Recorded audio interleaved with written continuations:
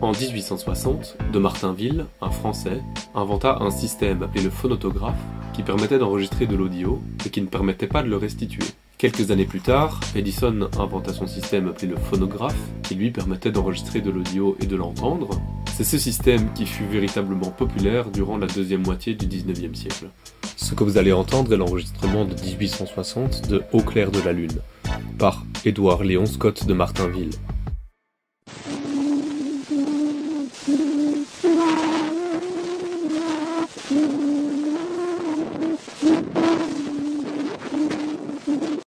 La possibilité d'enregistrer de l'audio fut, pour les musiciens de l'époque, un véritable bouleversement. En effet, la période romantique est marquée par la nécessité d'interpréter différemment les œuvres à chaque exécution, et dès lors la notion d'enregistrement qui figeait une interprétation était très mal considérée. Néanmoins, au fil de l'histoire, la notion d'enregistrement prit de plus en plus d'importance.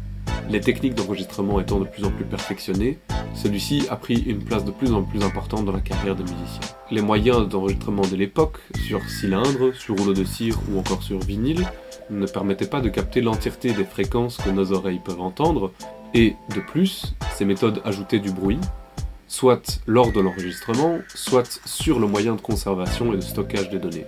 L'enregistrement qui suit est un enregistrement de Johannes Brahms qui interprète le début de sa première danse hongroise en sol mineur. L'enregistrement date de 1889.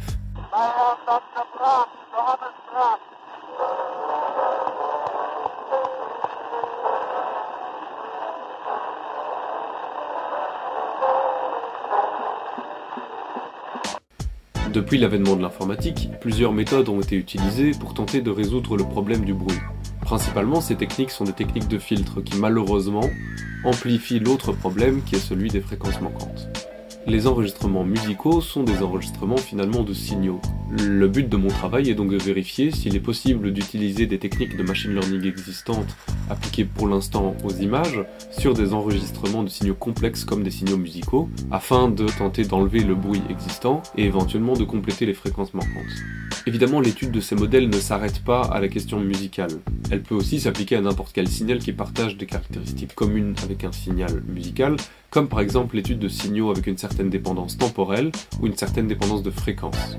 D'abord, évidemment, il va falloir s'intéresser à la question de représentation de l'audio dans les systèmes numériques modernes. Ensuite, il va être question de vérifier quels sont les modèles existants en machine learning qui pourraient être appliqués à des signaux temporels plus complexes. Enfin, je vais aussi présenter différentes méthodes qui permettent d'évaluer l'efficacité des différents modèles.